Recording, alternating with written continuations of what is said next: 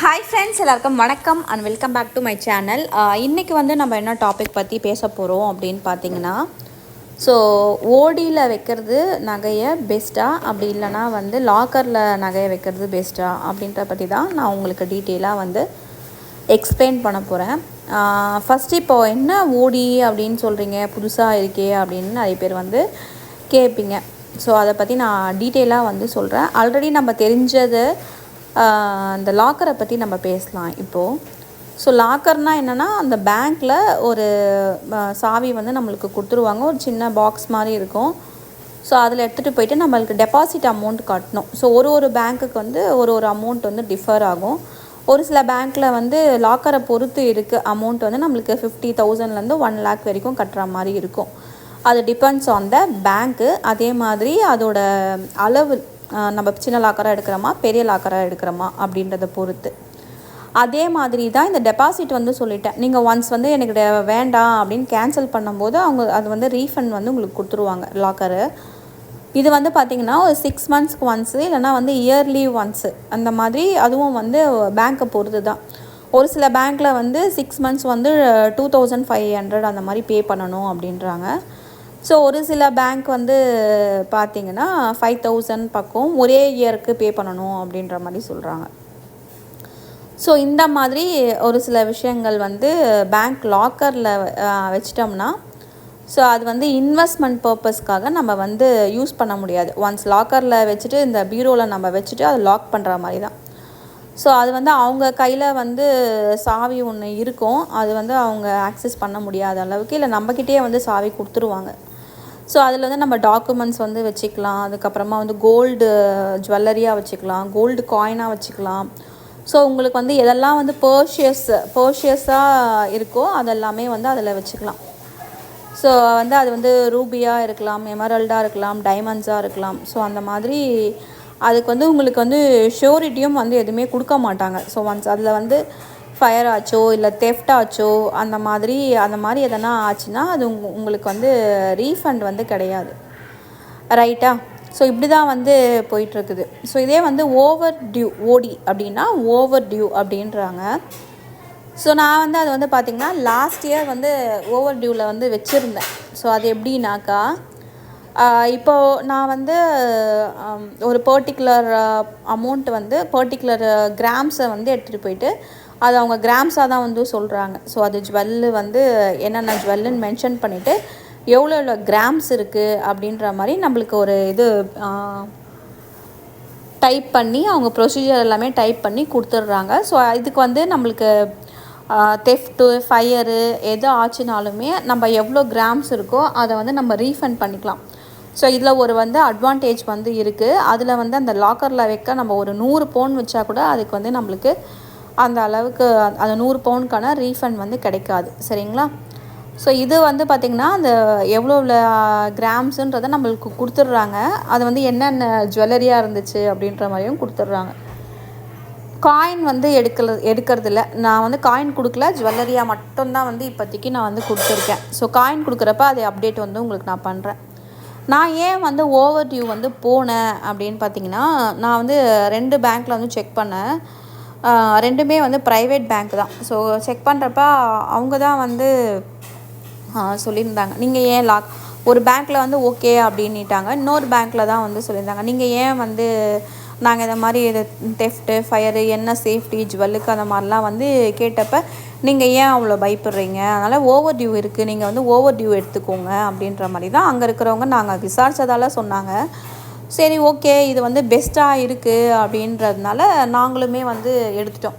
So அவங்க வந்து என்ன சொல்லியிருந்தாங்கன்னா, சப்போஸ் நீங்கள் வந்து உங்களுக்கு ஜுவல் வந்து ஒரு 10 lakhsக்கு வர்த் வந்து உங்கள்கிட்ட ஜுவல் இருக்குது அப்படின்னா, இன்கேஸ் ஒரு எமர்ஜென்சி அப்படின்னா உங்களுக்கு ஒரு 2 lakhs தேவைப்படுது அப்படின்னா கூட நீங்கள் அந்த ஓவர் டியூலேருந்து நீங்கள் எடுத்துக்கலாம். ஸோ இன்கேஸ் நீங்கள் தேவைப்படும் பொழுது நீங்கள் யூஸ் பண்ணிக்கலாம். உங்களுக்கு ஒரு 2 lakhs தேவைப்படுதோ இல்லை 5 lakhs தேவைப்படுதோ, அந்த மேக்ஸிமம் அந்த 10 lakhsக்குள்ளே நீங்கள் எடுத்துக்கலாம். நீங்கள் வந்து அந்த 2 lakhsக்கான வட்டியை மட்டும் பே பண்ணால் போதும் அப்படின்ற மாதிரி சொல்லியிருந்தாங்க. சரி, ஆஹா சூப்பராக இருக்குது பிளானு, இதை வந்து எக்ஸிக்யூட் பண்ணி பார்க்கலாம் அப்படின்னு சொல்லிட்டு ஃபஸ்ட்டு வந்து நாங்கள் ட்ரை பண்ணோம். ஸோ லாஸ்ட் இயர் வந்து ட்ரை பண்ணோம். இதுவுமே வந்து நல்லா தான் இருந்தது. நல்லா இருந்தது. ஏன்னா வந்து எனக்கு 50,000 வந்து போய் லாக் ஆகிடும். ஸோ ஜுவல்லரியும் வந்து லாக் ஆகிடும். ஸோ இன்வெஸ்ட்மெண்ட்டும் பண்ண முடியாது. எனக்கு வந்து 6 மந்த்ஸ் வந்து 6 மந்த்ஸ் வந்து 2,500 வந்து பே பண்ணணும். இயர்லி ஒரு 5,000 கட்டணும். ஸோ கிட்டத்தட்ட பார்த்திங்கன்னா ஒரு 55,000 அந்த மாதிரி கட்டுற மாதிரி, அதுவே 55,000 வந்து கட்டுற மாதிரி இருக்குது. ஸோ அந்த ஜுவல்லுக்குமே வந்து நம்ம எடுத்தோம் வந்து இன்வெஸ்ட்மெண்ட் பர்பஸ்க்காக யூஸ் பண்ண முடியாது, போய் லேக் ஆகிடும் அப்படின்னு யோசிச்சு தான் சரி இது நல்லாயிருக்கு அப்படின்னு போட்டோம். இதுவுமே வந்து எங்களுக்கு நல்லாயிருக்கு, சூப்பராக வந்து ஒர்க் அவுட் ஆகுது. நான் எப்போவுமே வந்து ஒரு இன்வெஸ்ட்மெண்ட் பர்பஸில் இருக்கிறதுனால, தங்க நகையை வந்து ஒரு இன்வெஸ்ட்மெண்ட் பர்பஸ்க்கு நான் பார்க்கறதுனால இது வந்து எனக்கு ஆப்டாக சூட்டபிளாக ஆகிடுச்சு. சரிங்களா? ஸோ ஆனால் வந்து இப்போ வந்து நான் அதில் எடுத்து தான், அந்த ஓடியில் எடுத்து தான் வந்து நான் வட்டி கட்டிகிட்டு இருக்கேன். இன்னுமே வந்து எனக்கு போயிட்டு தான் இருக்குது. 10 lakhs அப் டு 10 lakhs வரைக்குமே நான் எடுத்துட்டேன். அது வந்து ரீசனபிளான ஒரு இது தான். 0.9 இன்ட்ரெஸ்ட் வந்து பே பண்ணிகிட்ருக்கேன். ஸோ அது வந்து ரீசனபிளான ஒரு இது தான். எனக்கு இன்னொரு என்ன பிடிச்சிருந்தது அப்படின்னு கேட்டிங்கன்னா, இது வந்து ஆர்பிஐ வந்து நம்மளுக்கு 100 பவுன் வச்சுருந்தாலுமே வந்து அது எவ்வளோ நம்மளுக்கு திருப்பி கொடுக்குறாங்கன்றது எனக்கு நம்மளுக்கு தெரியாது. இது வந்து பார்த்திங்கன்னா நம்மளுக்கு வந்து அது எவ்வளோ கிராம்ஸ் இருக்கோ, அது டெஃப்ட்டோ ஃபயரோ அது சேஃப்டி பர்பஸ்க்காக நம்மளுக்கு வந்து நம்ம கையில் வந்து வந்துடுது. சரிங்களா? ஸோ இது யோசிச்சப்போ தான் ஓகே இது நல்லா இருக்குது அப்படின்னு சொல்லிட்டு இம்ப்ளிமெண்ட் பண்ணி பார்த்தேன். ஸோ இந்த மாதிரி உங்களுக்கு ஓவர் டியூ அப்படின்னு வந்து நீங்கள் கேட்டு பார்த்தீங்கன்னா அதுக்கு ஒரு சில ப்ரொசீஜர்ஸ்லாம் வந்து வச்சுருக்காங்க.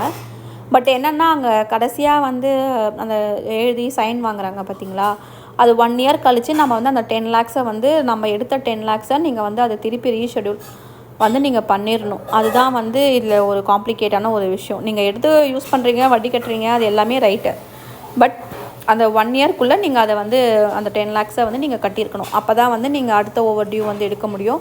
இது ஒரு ரொட்டேஷன் மாதிரி தான். நீங்கள் ஒன்ஸ் வந்து நீங்கள் பண்ணிட்டீங்கன்னா அதுக்கு ஐடியா வந்து கிடச்சிரும்.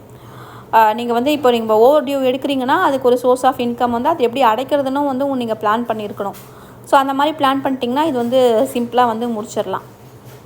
ஸோ இந்த எனக்கு லாக்கரை விட இது ரொம்பவே எனக்கு பெஸ்ட்டாக தெரிஞ்சுது. யாருன்னா வந்து இன்வெஸ்ட்மெண்ட்டுக்கு வந்து பைசா வேணும் அந்த மாதிரி நீங்கள் பண்ணுறீங்க அப்படின்னா ஒரே பேங்க்கில் வைக்காமல் இந்த மாதிரி 2 பேங்க்கில் கூட நீங்கள் ஓடியாக வச்சு நீங்கள் வந்து ஒரு இன்வெஸ்ட்மெண்ட்டுக்குள்ளே இல்லை ஒரு லேண்டோ இல்லை வந்து ஜுவல்லரி வந்து ஒரு 10 பவுன் நகை எடுக்கிறீங்க அப்படின்னாலும் ஸோ இந்த மாதிரி நீங்கள் ட்ரை பண்ணுறப்ப உங்களுக்கு ரொம்பவே நல்லாயிருக்கும்.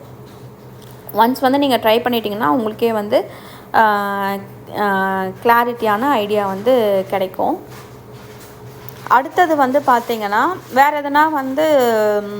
எதனா வந்து உங்களோட பேங்க்குக்கு வந்து நீங்கள் போகிறப்ப வேறு எதனா வந்து உங்களுக்கு எக்ஸ்பீரியன்ஸ் இருந்ததுன்னா நீங்கள் வந்து எனக்கு சொல்லுங்கள் எப்படி இருக்குது அப்படின்னு சொல்லிட்டு. உங்களுக்கு வேறு எதனா உங்கள் பேங்க்கில் வந்து எனக்கு தெரியாத விஷயம் அப்டேட் பண்ணிங்கன்னா எனக்கு வந்து நீங்கள் சொல்லுங்கள். உங்கள் பேங்க்கில் வந்து வேறு எதனா வந்து அப்டேட் இருக்கா அப்படின்ட்டு செக் பண்ணிவிட்டு எனக்கு நீங்கள் கமெண்ட் செக்ஷனில் சொல்லுங்கள். ஸோ நெக்ஸ்ட்டு வந்து வேறு என்ன விஷயம் உங்கள் கூட நான் வந்து ஷேர் பண்ணணும் அப்படின்னு பார்த்தீங்கன்னா, இப்போ நீங்கள் இன்வெஸ்ட்மெண்ட்குள்ளே இல்லை அப்படின்னாலும் இன்வெஸ்ட்மெண்ட்டை வந்து நீங்கள் கமிட் ஆகுறீங்க அப்படின்னாலும் இதை வச்சுக்கிட்டு தாராளமாக வந்து நானும் வந்து அப்படி யோசிச்சுருந்தேன்னு வச்சுக்கோங்களேன். இந்த இப்போ 1 year ஆயிருக்காது. 1 year வந்து நான் யோசிச்சிட்டே தான் இருந்திருப்பேன். சப்போஸ் நீங்கள் ஒரு டிசிஷன் எடுக்கிறீங்க, இது வந்து உங்களுக்கு ட்ரை பண்ணி பார்க்கலாம், இது உங்களுக்கு வந்து ஒர்க் அவுட் ஆகும் அப்படின்னா நீங்கள் வந்து ஆஸ் யூஷுவல் இதை வந்து நீங்கள் கண்டினியூ வந்து பண்ணிக்கலாம். சரிங்களா? ஸோ இல்லைனா வந்து இல்லை இதுக்கு எதுக்கு நான் வந்து ரிஸ்க் எடுக்கணும், இது வந்து நான் இன்ட்ரெஸ்ட்டு தான் வந்து கட்டணும், அதுக்கு நான் வந்து அந்த 55,000 நான் கட்டிட்டு போயிடுவேன், நான் 10 லட்சம் எடுத்து எதுக்கு மாதம் நான் 1 லட்சம் நான் வட்டி கட்டணும், 1 லட்சம் கிட்ட வட்டி கட்டணும், அது வந்து எனக்கு 10 லட்சம் வரைக்கும் நான் 10 மாதம் வரைக்கும் நான் வட்டி கட்டிகிட்டே இருக்கணும் அப்படின்னா சிம்பிள். நீங்கள் வந்து ஒரு வருஷம் ஃபஸ்ட்டு ஒரு மாதம் வந்து நீங்கள் 1 லட்ச ரூபா கட்டுங்க, 2 லட்ச ரூபா கட்டுங்க, 2வது மாதம் அப்படியே வந்து வட்டியை வந்து கம்மி பண்ணிகிட்டே வரலாம். ஸோ ஆல்ரெடி வந்து நான் ஜுவல் லோனுக்கு வந்து நான் பிளான் பண்ணது தான். ஸோ நீங்கள் வந்து அந்த வட்டியை வந்து நீங்கள் பார்க்காதீங்க. ஒரு இன்வெஸ்ட்மெண்ட்குள்ளே போகும்போது அந்த வட்டி வந்து பார்க்குறப்ப அது வந்து காம்பன்சேட் ஆகிடும். ஸோ ஒரு லேண்டுக்குள்ளேயோ இல்லை ஒரு ஜுவல்குள்ளேயோ நீங்கள் போகிறப்ப அது வந்து உங்களுக்கு நல்லாவே வந்து ஒர்க் அவுட் ஆகும். சரிங்களா? So be positive and stay positive and invest positive. சரிங்களா? ஸோ இந்த வீடியோ மூலயமா உங்களுக்கு நீங்கள் என்ன வந்து பண்ண போகிறீங்க, இன்வெஸ்ட்மெண்ட் வந்து லேண்டில் இன்வெஸ்ட் பண்ண போகிறீங்களா, இல்லை வந்து கன்ஸ்ட்ரக்ஷன் வந்து பண்ணலாமா, அப்படி இல்லைன்னா வந்து கோல்டில் வந்து இன்வெஸ்ட் பண்ணலாமா, அப்படின்றத நீங்கள் எனக்கும் கமெண்ட் செக்ஷனில் சொல்லுங்கள். அப்போ தான் வந்து தெரியும் நீங்கள் வந்து மல்டிபிள் இன்வெஸ்ட்மெண்ட்டு என்ன உங்களுக்கு எதனா டவுட் இருந்தாலுமே வந்து நீங்கள் கேளுங்க. நான் வந்து என் பேங்க்கில் போய்ட்டு செக் பண்ணிவிட்டு அங்கே என்ன ப்ரொசீஜர் இப்போ வந்து அப்ளை ஆக போகுது அப்படின்றத நான் சொல்லுறேன். சரிங்களா? ஸோ நான் வந்து லாஸ்ட் ஆகஸ்ட்டில் வந்து வச்சேன். எனக்கு இன்னும் வந்து 1 இயர் ஆகலை. இன்னும் வந்து அந்த 1 இயர்க்குள்ளே அந்த ஒரு 2 to 3 மந்த்ஸ்க்குள்ளே நான் வந்து இதோ பிரித்து வைப்பேன்னு சொன்னேங்களே. ஸோ நான் அதை இல்லைனா இதை வந்து ரொட்டேட் பண்ணி இதை வச்சு இந்த லோனை வந்து நான் அடைச்சிடுவேன். ஸோ இந்த மாதிரி எதனா ஒன்று பண்ணால் தான் வந்து லைஃப்பில் அடுத்த லெவல் வந்து போயிட்டுருக்க முடியும். ஸோ நம்மளுக்கு எப்போவுமே வந்து ஒரு விஷயம் கிடைக்கணும்னு இருக்கணும்னா அது எந்த இதுனாலும் நம்ம கிடச்சி தான் தீரும். சரிங்களா?